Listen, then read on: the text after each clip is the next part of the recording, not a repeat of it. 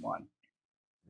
Hey everybody, welcome to the RC Air Experience. Jonathan here from the lighter side of RC.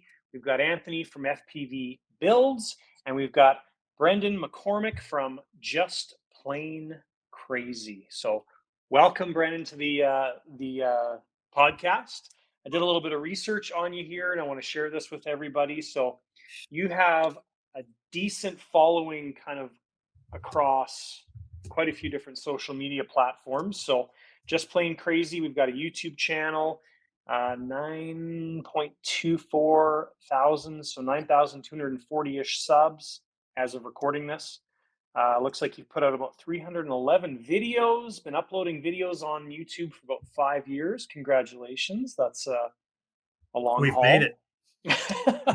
Facebook, you got a bunch of followers as well too. 8.3 thousand followers on your I guess Plain Crazy channel and or profile.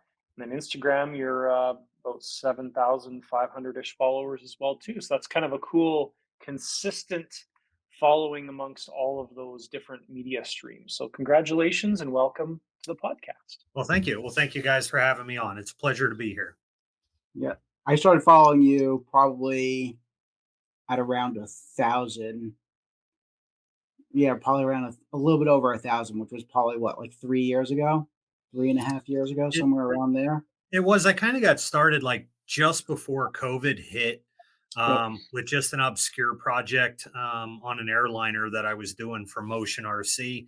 And I was like, you know what, I'm going to do something cool here and try and kick this off. And I'm going to beat everybody to punch with something. And then it just kind of started ramping up where like people are like, hey, wait a minute, I want to do that too. And I want to customize mine. And, you know, when you're the first one out of the gate with something, you give people a lot of ideas, but I always have to come up with something that's obscure that people wouldn't have given a lot of thought to. And I'm not one for necessarily big and fancy. I like stuff around the house that I can find and make work and make it look good and add a little bedazzle to something, if you will, and make it my own and share it with people. You know, how do I stay in the hobby for less? So it was, okay, well, if you want to know, let me make you a video. And it kind of kicked off from there. But if you started following me, Anthony, at like 1,000, what's the right number before you'll actually subscribe to somebody on YouTube?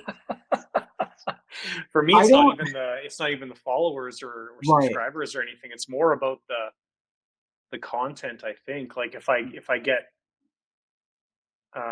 repetitive their channel popping up and I'm enjoying their content, then I'll subscribe. But yeah, I don't look at somebody and be like, oh, okay, well, they've got, you know, over 1,000 subscribers, I'll subscribe to them. It's more about what they're actually producing myself. That's interesting because I kind of do it. I don't know, maybe I do it a little weirdly. So when I came across you, I think that video was one of the videos. I know what video you're talking about because you did a custom paint job on it, right? Yeah. Yes. Right. So I think that was one of the videos I saw. And what I do is a little bit different is if I see somebody who pops up that I haven't seen before, then I'll look at their video, but then real quick, I just overview their videos and see what their videos are about and what their topics are about. And then if I see videos that catch my attention or topics that I want to see, I'll save those. I have a save for a later page that I will save the videos to, and then I'll go back and actually watch those videos. So I know pretty quickly if I'm going to subscribe to somebody. I'm selective. Like 200 people. I'm selective. So I saw Jonathan's stuff. You and I were about the same count on subscribers. You were close. You're always a little bit more than I was. Yeah. And I saw your stuff and I'm like, I really like what he's doing. And the approach is a lot like what I do. And I found it worthwhile because it was a lot of stuff that I had no idea about yet and a lot of the turbine stuff. So at that point I subscribed, and then over time, like it just kind of like separated itself. So slowly, guys, we stay at the bottom, but I try and make my content. I'm very selective on who I subscribe to, but I'm also okay that the fact that I'm not at 100,000 subscribers, because I don't make short videos. and I don't make for entertainment only kind of videos. I make it to keep people in the hobby, to keep people interested, to keep people learning, so the hobby doesn't die, and aspects of what we know and what we do doesn't die, but also things that I come across that I think are cool that add something to the hobby. I make sure I share with people. So if you're into building a specific model, it's there intended to help you to get through it if you don't know what you're doing and you haven't been there before. And I've had a lot of people come up to me and tell me, hey, that really helped me to build this. And that got me flying in this aspect of RC. And I really appreciate that. So that's kind of what the goal is, rather than to have my scantily clad sister, girlfriend, wife, or something run across the TV and gain another 10,000 subscribers. But as Anthony was saying, when you skim through videos, you can almost see, like, I have 1,000 videos. They're all 5 minutes or 9 minutes long, if you will, to monetize stuff. But literally there's 200 views per video. Like that's not the guy I'm going to subscribe to. There has to be substance there. Yeah, for sure. Well, it's kind of interesting. I'm sure you get this as well too. Just before we started, I kind of scrolled through your channel and your videos and stuff. And like one of my videos that I did, this is going back 3.5 years ago, I think. I was doing the PC6. And so that was a kit build from like a box of wood. And I did like I forget what it's titled, but something like how to fiberglass or whatever. And that's still like consistently every week is on that list of 10 videos that's viewed. So I think a lot of guys I hear refer to it as evergreen content, just because it's always there. People will always see it, always use it. And so I totally agree with what you're saying. It's nice to have those videos that are valuable. I actually came across your channel the first time, I guess it would be about 3 years ago, with that custom paint job on the airliners as well too. That's the first time I ever saw your video or your videos. So I had a customer that reached out to me and he wanted me to do something like that for him. And he's like, here's an example. I don't want it to look like this, but here's an example. And I saw it and I was like, oh, that's really cool. So what airliner was it? Do you remember? It was, I'm just looking through here. It could have been it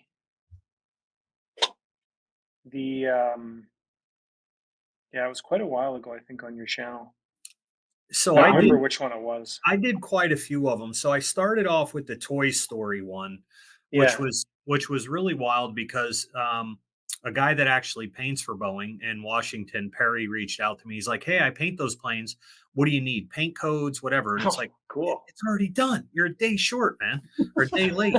So, but I've become good friends with him over the years, which is really cool. We talk a lot. I actually had the pilot that flew that plane into Rochester one night take a picture with him on the outside of it and send it to me. And he said, mine's cooler. Where else in the world can you touch base with people in the aviation industry like this? So, but that kind of kicked it off. And then I did another custom airliner for a gentleman in a nearby club. His daughter asked me to build him a birthday present. So I did. And she custom makes and does dinosaur events for people. And it's really cool. So they're dinosaur costumes. They get inside of them. And I'm like, all right, I'm going to do a Jurassic Park. So I came up with a theme, worked with Cali Graphics, custom livery.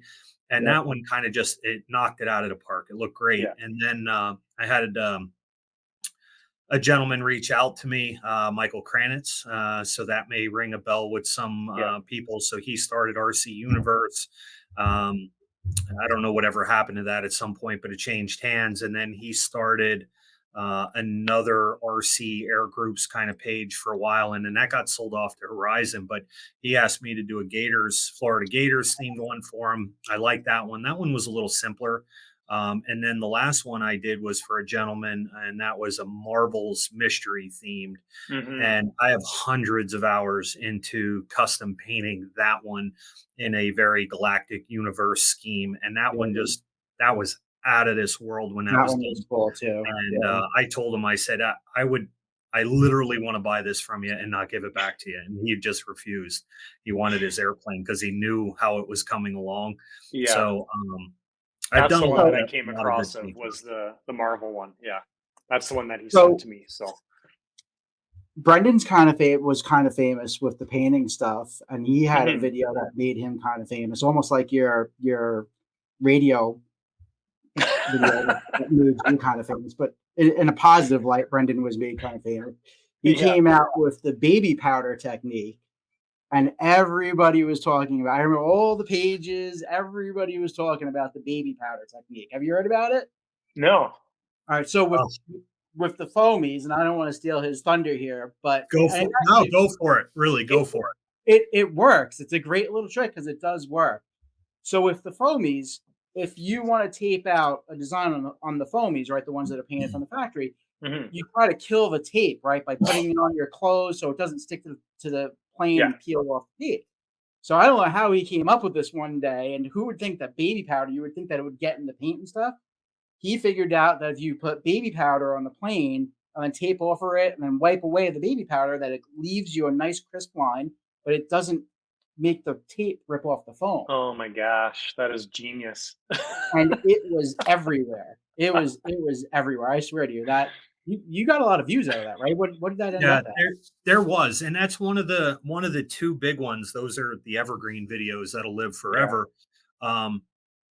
But that trick in itself, I was so frustrated trying to paint those airliners because, like you said, you leave the tape on there, and foam is oil based, so like that paint doesn't stick great, and it's just barely on there to begin with. So even if you get the lowest tack tape and you get fuzz all over it, and you put it down, you paint something, you lift it up, your paint job looks good, but what you just taped off eventually will rip something up, and then that divot or layer will live in there forever, and it makes it look like crap.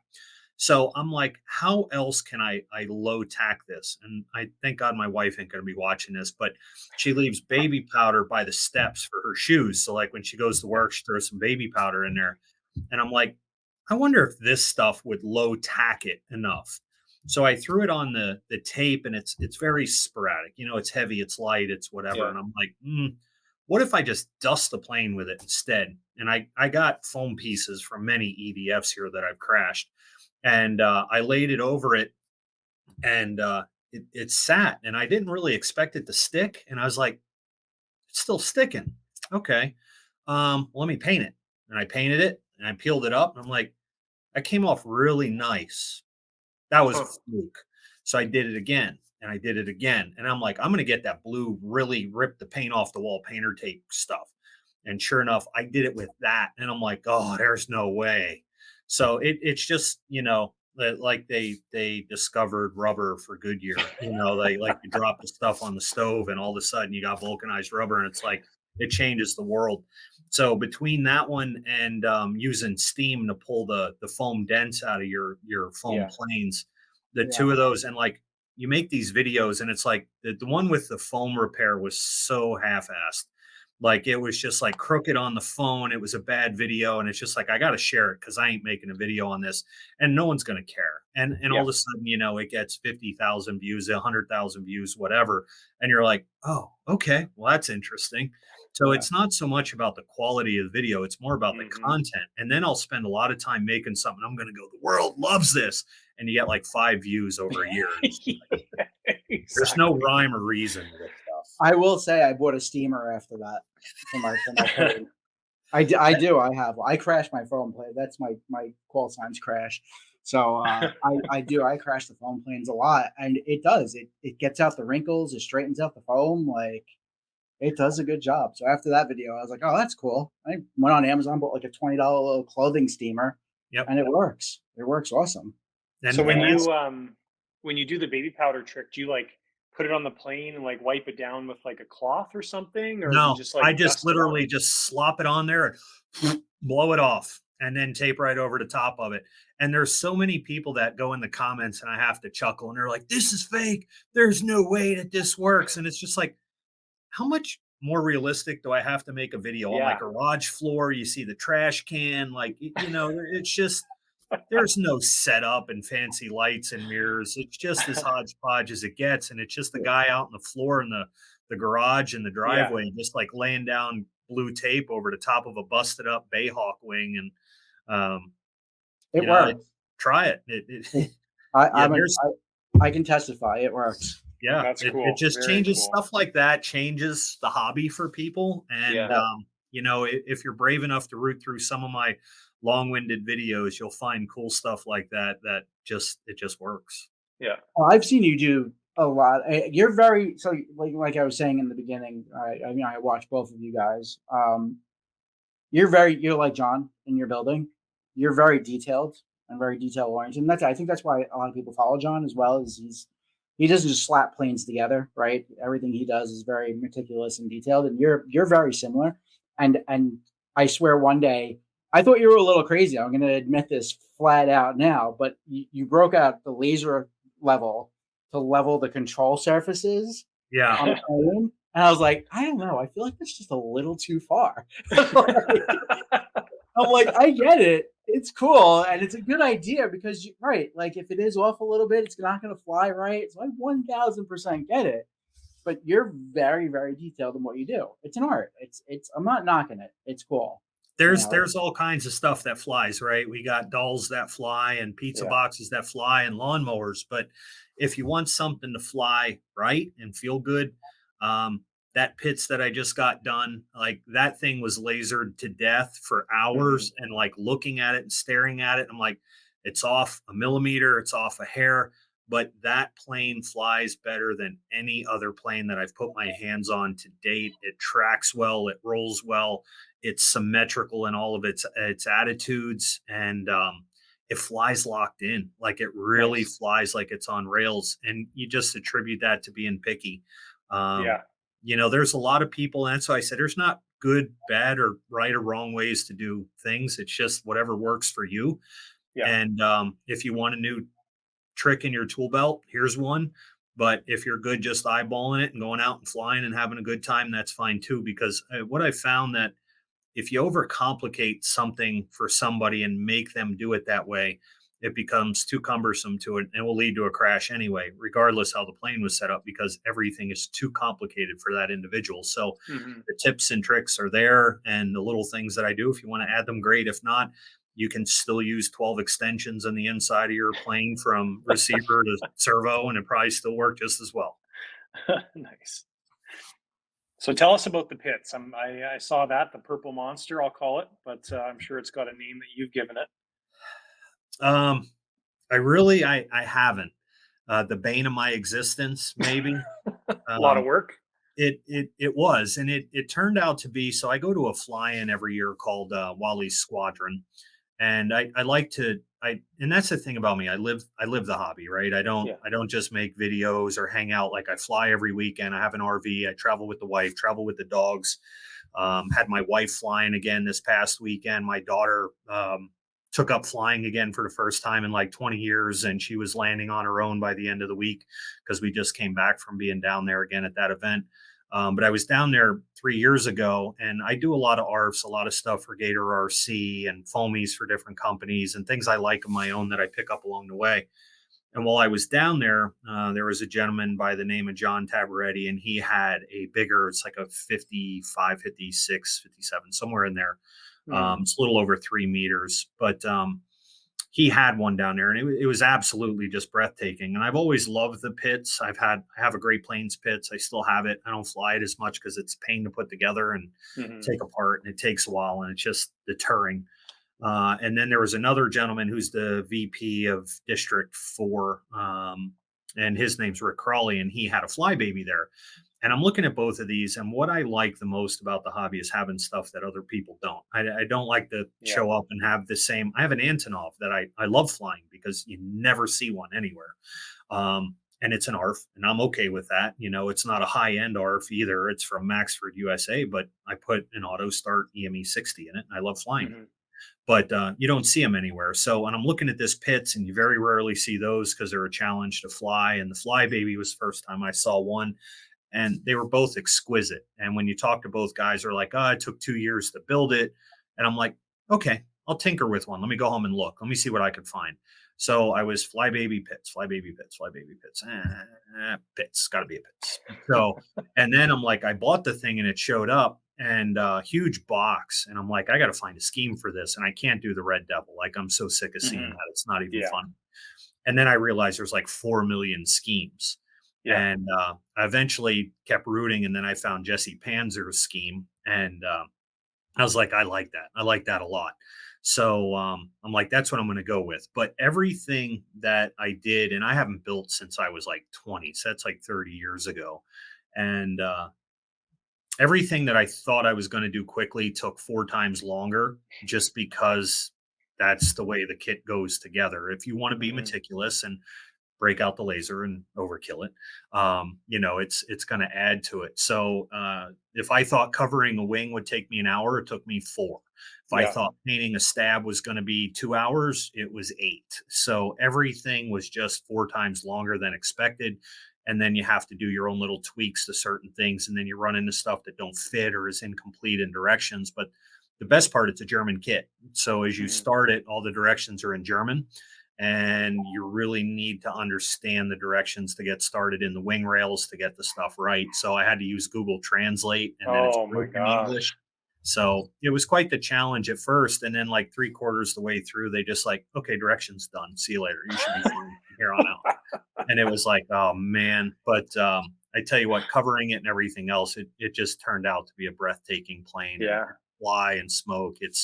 I put this last event probably a dozen flights on it, and absolutely love this thing. So that Velosh 170 you have in there, is that a horizontally opposed engine? How's that laid out? Yes, it is. It's a Boxster engine, if you will. Okay. Yeah. Very cool. You do some Yeah, stuff it's like you beautiful. started getting into turbines, right, John? Brendan? Not too I long ago. did. So I started with an Avanti Hmm. and wasn't sure what to put in there. And I actually found on Jonathan's channel, I was searching around for something, and the Zykoy 45, he had just done the unboxing on one and showed the setup and how to put the fuel pump in. And I'm like, okay, I think that would work in this. So they called for um, I don't know why it slips my mind. Not Jet Cat. Another purple. Who's the other purple turbine Zykoy. one? Yeah, besides Zykoy.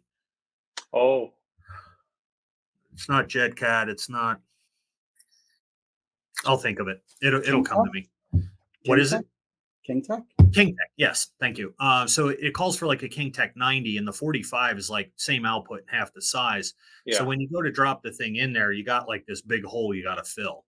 I had to Yeah. make side rails and stuff for it. And then it turned out that I probably should have just stuck with the King Tech, because I had to add some tail weight to it. There's just no place to put electronics in a very small jet. Hmm. Everything's still got to go in there, Yeah. and there's just no room to balance stuff out. So that's probably the only plane I own that I actually had to add weight in to get the balance. But it was a good project for Gator for me to get my turbine waiver to get started, to learn a lot. Looked at John's videos on setup, kind of learned from there, put the stuff in, played around, learned on my own a little bit more. And I've flown the snot out of that thing. And now I have a top model RC Odyssey in a Oh, really cool. nice black and yellow scheme. I don't know exactly what turbine I'm going to put in that, but that's sitting Hmm. here for a winter project. And I also have Seagull's model giant scale Corsair that's going to be another winter project for me. But I got the turbine bug. The problem for me is my field's 1,600 feet long in runway, which is great, but most of it is surrounded by a highly wooded area with Hmm. very steep banks and volunteer fire departments. So if you have something go in and it's going to cause you an issue, you're going to have problems pretty quick. So Yeah. we limit turbine flights to events only when there's support, people, resources, fire extinguishers, things like that. In case we ever have a problem, there's enough hands on there. But being in the rural area where I am, you probably you won't get there to be able to put a fire out, and it'll spread Hmm. pretty quick. So that limits me. I'd love to live out there and go to Montana and places like that, and Utah, where it's just endless openness, and you could Yes. fly whatever size Skymaster XXL 14 you want to out there. So, but I So, can't. Brendan, I have a question for you. So, Shoot. prior to the pits, right? Because that was a scratch build, right? Where you pretty not a scratch build, but it was It was a a kit. full, Yeah. it was a kit Yep. build. You did a lot of ARF builds, balsa ARF builds prior to that. Do you enjoy the scratch building, or would you rather buy the ARFs? Like, since you kind of have both now? Like, what's your feeling on that? I think it's what fills the void, right? So the greatest thing about the hobby is that there's a piece for everybody to enjoy. So whether you're doing foamies, quick stuff, 5 minute, take it out of the box, go fly it. I have some of that stuff. I have big, small, large, and in between. And I love flying all aspects. And I do have a little bit at this point, a little bit of everything. But the ARF thing for me was like the way to go. So I took a hiatus out of the hobby for about 5 years as my daughter was growing up. I coached soccer and took care of the kids. And then when she graduated, went off to college, it's like, okay, back at the hobby, I guess. And Mhm. ARFs really get you going and they get you back in it pretty quick, relatively speaking. So I really didn't build any kits. And as I looked around, it's like I had no interest. I was pretty happy with the ARFs. And then you get into some ARFs that are this ain't right, that ain't right. You got to fix it. Stuff's falling apart. And it's like, there's a lot of people that will complain about the quality of an ARF. But if you look at the price, we're pretty spoiled when it comes down Yeah. to an ARF, regardless what the price is, because when I look at what I got invested in the pits at $20 a rattle can, and I got a garage full of rattle cans, you start to realize how quickly you get money invested into an airplane. And these guys are getting it to you in a box, sometimes for $1,000, $800, $600. Mhm. And you can't touch one for that if you're going Yeah. to build it from a kit. It's just not going to Yeah. happen. And then you got to figure out so many things yourself. So I really like the ARF aspect of things. I like some of the foamy, ready to fly aspects of things. But at the end of the day, now I like the kit to like, I have enough ARF planes, I have enough planes to fly. So if you want something really special, build it. And as you build a plane, it'll really teach you to respect complaining about the quality of a lot of ARFs that are out there. So it's just like, oh, okay, tail's crooked. Well, they didn't use the laser. So it's all good. The pits took me almost 3 years to build, and it's like on Wow. and off, right? An hour here, an hour there, a weekend here, a weekend there. And then sometimes you don't touch it for 2 weeks. And I was at one point where I was so pissed off with that build. I was like, I told the wife, I'm done. I sprayed something with clear coat and it hardened and cracked everything. And I Oh had to strip it no. all off. And I'm like, that's it. I'm done. I can't take this anymore. I'm just, and she's like, you got too much time in it. Take a breath, finish it. It'll be all right. And then it was like, okay, Wally's is coming up. And if I'm going to get this done, I got to plug away on this every morning for an hour or two and then go to work and then come home, do your, husbandly duties at the house and see if I can squeeze off another hour somewhere to do something. But ultimately, as you start seeing it come to life, then you get re-energized a little bit. So I'm glad I didn't Mhm. fail on it, but it takes patience. It takes time, and the ARF thing, it definitely speeds the process up. But you have to deal with some things that you could complain about. But again, if you built something and you realize the struggles there, the ARF stuff keep you smiling all day long after the fact. The Pitts looks like a beautiful plane. It looks like you did a Yeah. really neat job on it. So Thank you. yeah, I guess it was worth pushing through it. It definitely was. I have this past weekend. I had an issue with the big Trojan that I had. That thing has 15 or so flights on it. I flew it like 6 times down there. A great place to fly it. One evening, I went out to do a dusk flight with it, and after a very quick flyby, about 10 feet off the deck, right down at the very end of the runway, the engine grenaded on that thing.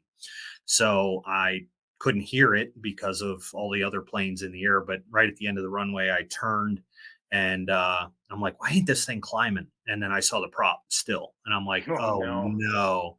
And that thing's like mid 60 pounds and 10 feet off the deck. You don't get far to glide. And there ain't nothing but trees over there. So I wound up waffling one of the trees. Really, there's so much of the plane that lived, but it whacked the center section right where it meets the wing, and it snapped it in half, bent the wing tube, and ripped the fuse in half. So it really just rendered the whole plane useless. But there was so little damaged on that plane. Other than that, it was just it just makes you sick. But I went to spin the engine, and it was just chunks and pieces on the Oh inside. So I wow. sent that back under warranty to be repaired, evaluated, whatever, because one way or another, I'll be getting that thing back, and I got to find something else to put it in. So there's really not a lot of ARFs out there for that. So that'll probably be another kit build, maybe a big Sopwith pup or something. I'm not a huge World War One fan, but there's not a lot of choices for that engine. So that just may be it. Mm-hmm. Yeah. So you were talking before the podcast, we were talking a little bit, and you said that you're a Long Island boy like myself. Long Wow. Island. Yeah. Long They Island. got the best bagels. They got the best bagels. Got the best bagels. Pizza. And coffee. Yeah. So that's the guy with the Canadian accent laughing. Yeah, that's great, eh? So that was when I moved to Pennsylvania, the first accent I had to lose in order to fit in, because this is Amish out here, don't you know it? But so if you don't have the Dutch accent, then they know you're a foreigner and they treat you different. So I had to shed real quick. What, you don't have to tell us specifically like where you are, but like Lancaster-ish or like very close to Lancaster. So I don't care. I tell people all the time. I mean, God, you Google anybody, you figure anything out. Yeah. But I live in a very rural town called Higgins, which is a nice place to live. We have a field very close. It's like a half an hour away from me. But there's a lot of open flying area around here. We actually have it's an old farmer's runway to fly off of. He flies a Cessna out of there every now and then. We get the runway and the property for free. The guy loves coming up. I feed his dog all kinds of stuff out of the RV. It's a great relationship. Yeah, but he just loves the aviation hobby, and he extends his passion to us, and he likes us being there and flying, and he enjoys watching the planes and listening to the noise, which is fantastic. I grew up in Long Island, so it was about the age of 12 that I moved out here, and been here ever since. It's a really nice area, very low populated, but if you want to go to Walmart, it's 40 minutes away. So you gotta take Where'd you live on the island? What's that? Where were you on the island? So I lived in Lake Ronkonkoma and Center Reach. Yeah, that's like half an hour away from me. I'm in Babylon-ish. Babylonish. I'll be going back out there. My cousin's getting married next weekend on Labor Day weekend, so I'll be going out there for that. Be good to see the family and stuff. I'd tell you to bring a plane, but there isn't a lot of fields to fly at that are friendly. Are they kind of scarce out there now? Is it getting harder to find an area there? Yeah, there's probably 3 or 4 active real clubs across the whole island, and I'm talking like from like Montauk all the way to like the city. Wow. Yeah. So my grandfather got me started in flying, and he lived out there his whole life, and he was part of a club in Bayshore. Yep. So there was something out there. I went out there once or twice before he passed away, but they're gone. Okay, so that's no longer there anymore. Yeah. So I do a lot of flying at school fields, and then I have another abandoned psych center. That's a huge field that I fly at. And then I just joined a club, which is they're trying, and they just put down a geotech runway, and so they're doing all right. There's one really nice club that actually has a blacktop runway, but it's the problem is it's state property with a lot of these clubs because it's just there isn't an abundance of property on Long Island. They're building on everything, right? And like they keep selling off some of these properties and stuff to developers and stuff like that. And it's like, it's not really worth much as an RC airplane field, but hey, it's worth a lot of money to put a bunch of condos on it. Right. Yeah. Right. So eventually my goal is I would love to get to either like upstate or PA once the kids are done with school and everything, get off the island. And, I want to be able to walk out my front door and walk 10 feet to my runway. That's my goal. Or so I have like 7 acres of property where I live. I have the neighbor's driveway that goes back to his house. It's like a mile long. So, and it's surrounded by fields there in between. So I could just take off quite a bit of stuff off of his runway. Mm-hmm. I very often just shoot stuff right in my yard off of there. And that's great for things. Anything that's big or could run a risk, I save from my local field. But the nice part is that it's pretty wide open around here, and we have a lot of rural clubs. I can think of 6 or 7 right in our immediate area, but we all kind of join and support each other. But you go to the local flying club on any given day, and you probably won't catch anybody there. So what we do is we travel from event to event with each other, RVs, campers, whatever. And we have probably 20 of us that Wow. do that. So if you have an event, you'll get 20 guys to show up and we'll support you, and we drop money and everything else. And we just, our club's this weekend, yours is this weekend, and we're over here this weekend. And you don't fly a ton at your own field, but everybody's club is supported and everybody does well. And we have like 25 members in our club, 5 active members. That's it. Right, So, right. but when we go, we have a great time, and we'll camp there over the whole course of the weekend. So we fly at night or campfire, and it turns out it's more about the people than the flying itself, the people you surround yourself with. But, great group of guys that we spend time together and, bust on each other really bad and make fun of each other. But that's the best The normal part. camaraderie stuff. Yes, it is. That's cool that you guys have such a big group of you guys that do that. That's awesome. It is. Yes. So this is a question we ask everybody. How many planes do you have total? Well, guys, it's been great. I'll see you next time.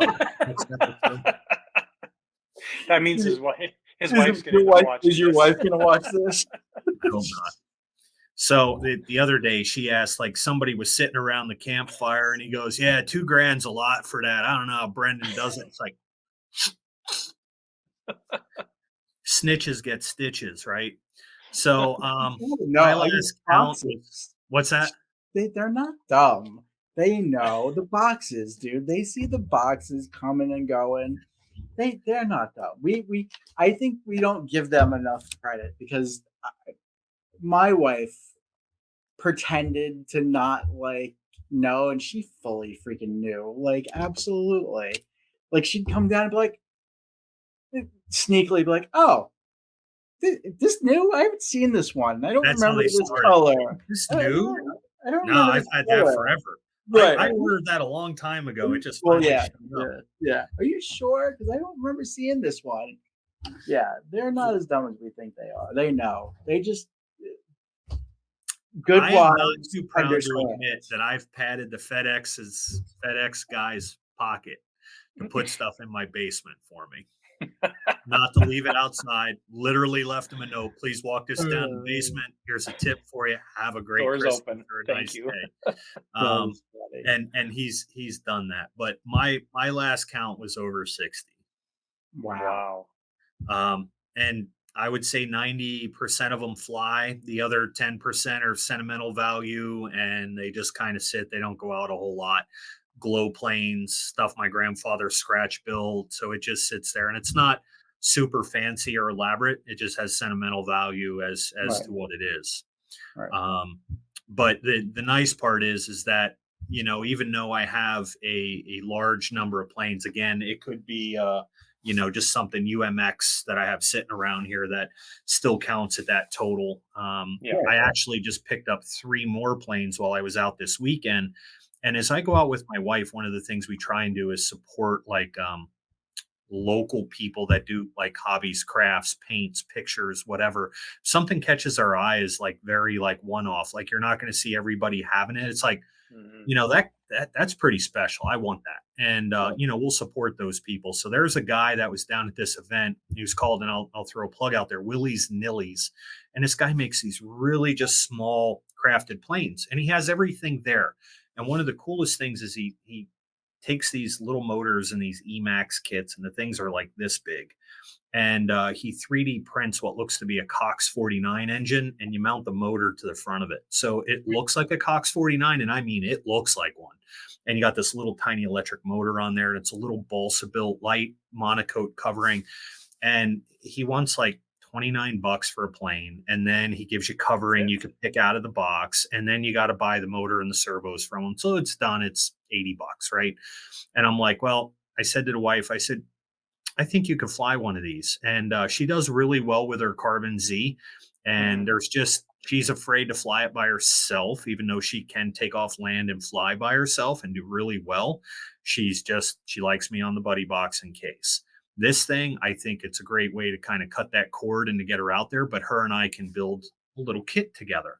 Right. So all those they count towards the total. But as I do projects for different companies, I don't really sell them off. I've given away a few to people that are like, hey, I think you'd really enjoy this. But I hold on to every one of those. So if it ever comes up where somebody is like, hey, do you still have that, or you want to fly it, or you want to see it, it still supports them. So, is a given to me project until I am completely out of space. We'll find a home somewhere down here in the hangar where we'll put those. Yeah, you're like me. You're in the basement, right? Yes. For the most part. That's Yes. where you keep all of your planes too. Yes. So it started with a small hobby room that was like 15, no, maybe like 10 by 20, which is really nice size. And then it was just as, again, my daughter got into college and it was like, oh, I got to get back into the hobby, and you start finding things you like, and it grew and it grew and it grew. And my son got older, and he used to use the finished part of the basement as like a video game room and hang out. And then he just kind of started doing his own thing elsewhere. And I'm like, what are we going to do with this space down here? I'm like, I know what to do with it. So, and now I've kind of taken over pretty much all half of my basement at this point, if not a little bit more. Now that my daughter's moved out, there's an empty room upstairs, and I keep telling my wife, you have any use for anything in there? Like, store some other stuff up there. Yeah. But I think that's pushing it. I think once it breaks that barrier, the basement upstairs. Yeah. I think I started hanging stuff from the ceilings now. What's your count? We're close. I'm close to like 50, somewhere around that range. Yeah.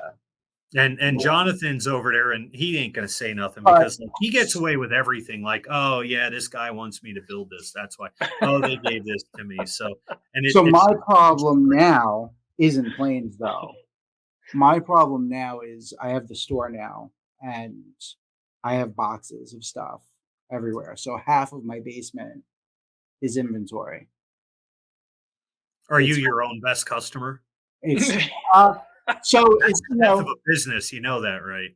I do those, the count where it's like, one for them, one for me, 1, 2 for them, 1, 2 for me, that kind of deal. But I have to test them and fly them, right? I mean, yeah, you got to know what you're selling. I mean, absolutely. Yeah. So yeah, I mean, some of them stay here, but yeah, that's the biggest part of it now is we had our inventory in a container and stuff like that, and that got filled, and now it's crazy now. It's just everywhere. I'm surrounded by boxes. We call them box avalanches when you like move one and everything just falls. And you run for your life. Yeah. That's where I'm at right now. That's my life. So I started hanging stuff on the ceilings because I'm like, I built a rack for my planes on the back wall. And I had a pretty nice little rack, just some 2x3s going from the ceiling rafters, and I put a floor rafter in to tie those in. And then I took little 1x2 strips with foam on them to lay the planes on, and it's a nice little rack.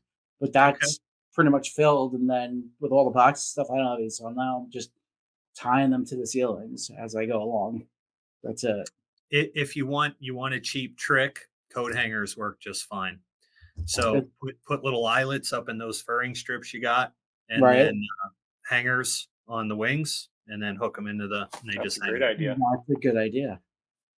That is a good idea. As long as it's not like heavy, right? You can get away with the. No, they're foamies. They're not. Most of them. I don't fly anything.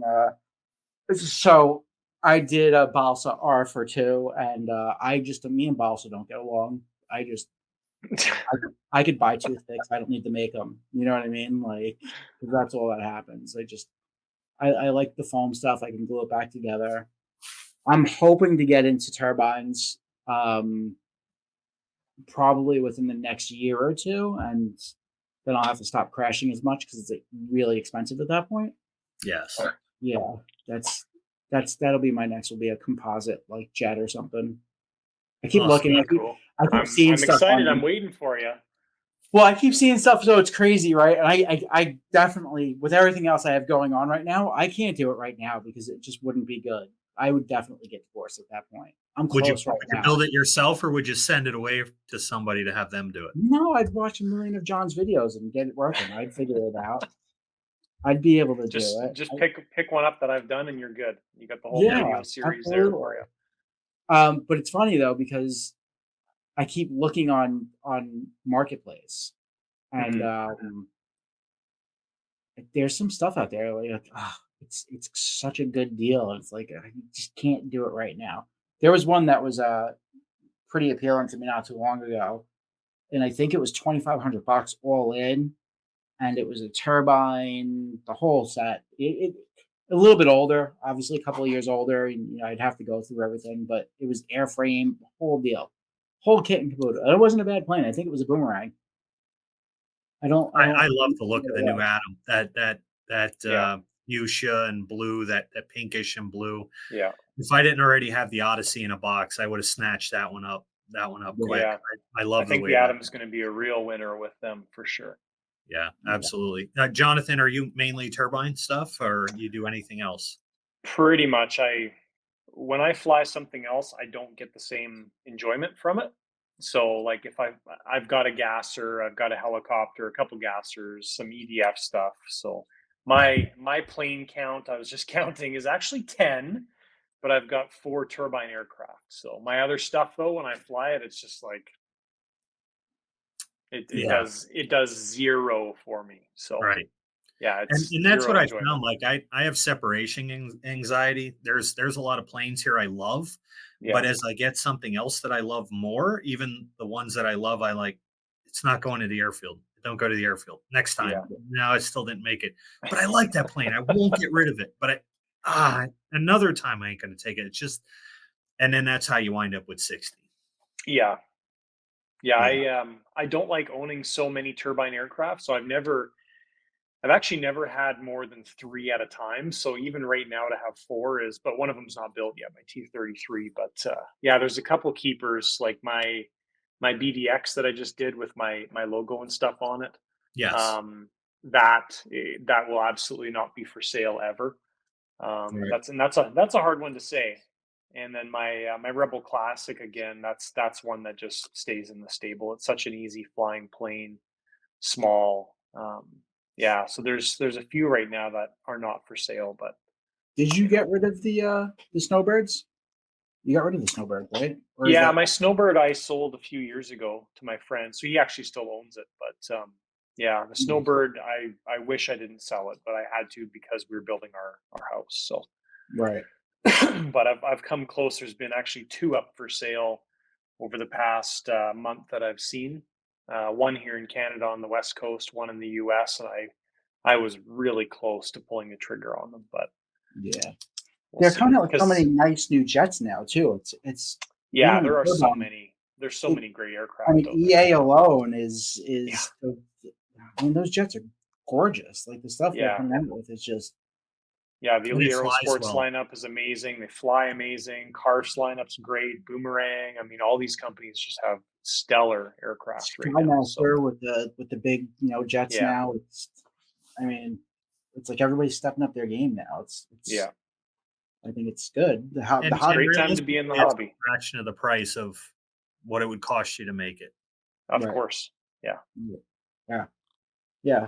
It's definitely a cool time to be in the hobby right now. There's a lot of cool stuff. And then Jetty, just you guys are both Jetty guys. Jetty Yep. just announced that new radio. Are you going to be getting one? No. Of course. You are going to be getting one, aren't you, Yeah. John? Of You got one on course. the way already, don't you? It's already on Uh, Uh the way. I'm a small it's turbine guy, so I don't need so many buttons and switches. That 12, I got a DS12 because my buddy Ronnie talked me into it, and I flew his for the first time, and that radio felt more connected in a plane than yeah. any other transmitter I've ever put in Yep. my hand. And I can't express that to people enough. And now that's because they're Hall effect gimbals, and now you see Hmm. Spectrum coming out with them and stuff. But true black box telemetry is offered by nobody else that I'm aware of outside of that Yeah. Jetty world. And I've actually had that come in very handy a couple times for me. So I like that feature. I like how I can customize my buttons and switches where I want. Hmm. I like the fact that I can make my repairs myself, but the thing is rock solid. I have Yeah. never had a question of signal loss or anything else. I've always had 100% control of whatever I buried into the ground. So I have no other excuses to make. And it's It been, wasn't the brownout. You can't yeah. blame it on the controller. I did a video, my buddy, my camera guy, Donnie, he had something he had just bought used. And, I wanted to ask you what your thoughts are on buying things used, because I trust nothing. I really have a hard time buying anything used off of anybody, because I don't think you fully get the whole story, and I hate other people's headaches. But he was flying this thing, and he went to maiden it, and it had an issue, and we fixed it. And he flew it again, and it crashed. And we kind of spoofed at the end of the video, and it's like, are you upset? He's like, no, it happens. It kind of stinks, but it's part of the hobby. But man, it was a brownout. I know it was a brownout. I'm like, I agree, it was a brownout. And the comments like, it was not a brownout. I watched the ailerons moving. I'm like, you could tell. It was like, it's a brownout. It was like one of those things. And it was just like all the people that don't get bad dad jokes. I'm like, come on. But it's so funny. But I just don't have a need for a 24. I like the lightness of the 12, and it's serving me fine for now. And with the channel expander, I get up to 16. So for me, I don't have anything to the point of being super complicated that I need all the extra channels, but I love the look of the colored cases. Are you full jetty now, or do you still have Spectrum stuff? No, I have Spectrum, because I like my Viper. I buried that in last weekend too, after about 100 flights of being disrespectful to that plane altogether. But I buried that thing in. But bind and fly has its place. I still have a DX9, and I like bind and fly stuff. I mean, you can't beat it. You pull it off the shelf, you put a battery in it, you set up your your control surfaces, make sure stuff's right, and you go out and fly it and have a great time with it. So for me, I don't want to mess around with it. But I think that for me, the biggest challenge with Spectrum is, like, every time you go to the table for them, it's different. It's different receivers. It's a different transmitter. It's a different update, and it's a different AS3X, and it's an A, it's a B, it's a 6, it's a 7. It's like you got my head spinning trying to keep up with the stuff, and you can never get it. I can. 4 years ago, I bought a Rex 7, and it's still the same Rex 7 I'm going to buy today, and it's still the same Rex 10 or Rex 9. And you can put the stuff in. It's the 900 megahertz NG that I pair with it. It's consistency. And that's the key when you want stuff to fly and you have 60 planes. Like, you want to know that you got the same gear and absolutely everything, and it works. So between using Jetty stuff and OptiGuard and Scorpion, like, you find that there's go-to equipment where when you watch everyone struggle with, oh, I crashed because I lost communication or it didn't do what I wanted, you don't have any of those worries. But when you're flying $12,000 planes, you don't want to worry about a communication issue. No, agree, 1,000%. Yeah, and that's why I talk about this a lot with various people. I get obviously tons of emails and stuff, and guys asking for recommendations on layouts and whatever. And we have the layout that we use that just works, and we don't deviate from it. Right? It's MKS servos, it's a Cortex gyro, it's Jetty equipment, it's the same battery type of layout. Like, everything's always the same, and we don't deviate because it works. Right. And so, when you're doing 25, 30 planes a year, most of them not yours, it's nice to know that it's going to work. It's tried and true. You've gone through the equipment. You know what works. You know what doesn't work. You can rely on it. Exactly. Listen, anything that gets produced, there's always that chance of one bad thing that could be right, but it's not the common. It's the uncommon. So I get that 1,000%. That's and that's a relationship I have with FR Sky stuff. So that's why I fly with FR Sky. I started out with their stuff when I was doing quadcopters and stuff, and then I went to all their plane stuff. And I flew at fields where people were having Spectrum issues, where they were having range issues, and I didn't have any issues on the FR Sky stuff. And they were like, "How are you flying that far away?" And I'm like, "I am." Like, what do you mean? You can't do that? But that was I flew R9, I don't know, I flew a couple miles on R9 once. That was like, people were baffled. They were standing there like baffled. Like, where are you? Well, flip to my channel. You'll see it in the goggles. And I'm like miles away. You know what I mean? They're like, how are you doing that right now? My stuff works. It just works. Yep. And I've heard good things about FR Sky, but it's like, for me, Spectrum for me still has its place and it works great. And that's what I fly Right. with my wife. And, we have her Carbon Z bind and fly and it works great. It's fine with that. Mhm. But when it comes There's a down, huge convenience factor with that. That's Yeah. and that's why Horizon is Horizon, and that's why they're so successful with that, right? Because you do buy that one DX9 or DX8 or whatever it is, and now you have access to go to the hobby shop and buy a plane with a receiver in it, and you can be flying it 20 minutes later. yep, So absolutely. you're not going to really be able to beat that, right? Like that's something that a lot of the smaller brands aren't going to ever be able to really do because, Yeah. Correct. So Now you want to build something and you want to throw one of their setups in something. I just found it even more complicated. Everybody complains Jetty's a whole new language. It's somewhat different. Um, they use different verbiage for things, but and that radio will do a lot more than I will ever get out of it. But the simple fact is that to me, I can figure it out. The Spectrum stuff, it was just always it's always just seeming like, why is this so complicated? It doesn't need to be this way to Right. set this up, and it's the wrong receiver, and it's like I can't deal with this anymore. And then the constant out of stock, it's never consistent. It just wasn't for me. So it's funny. I've gone to a bunch of shows and stuff, and I'm an FR Sky dealer, obviously, and it's easy when you're talking to the Spectrum people and they're feeling the radios and they're holding it and stuff. It's kind of easy to get them to buy a radio, and I've sold a bunch of them to people coming from Spectrum and then kind of transferring out the Spectrum, right? The Jetty people, and I need to like hold one and play with one. They won't go past that conversation of I fly Jetty. It's like they are like holy water true believers. Like it's I have to play with one to see what it's all about because I haven't had the chance to actually hold one and play with it or even fly with one. But it's like anybody who it's very hard to convert somebody who's on Jetty. It's like It's just like the Avanti cult. it's damn near impossible. It really Once is. you get somebody flying an Avanti, that's all you ever hear about. And it's like, there's so many. No, Avanti is where it's at. That's it. That's the only jet I'll ever fly. I'm like, you're just limiting yourself. I know warbirds are just big fat jets and everything else, but man, I like flying stuff that's, just awkward to fly too. So that's okay. Right. It doesn't always have to be streamlined, but it is cultish.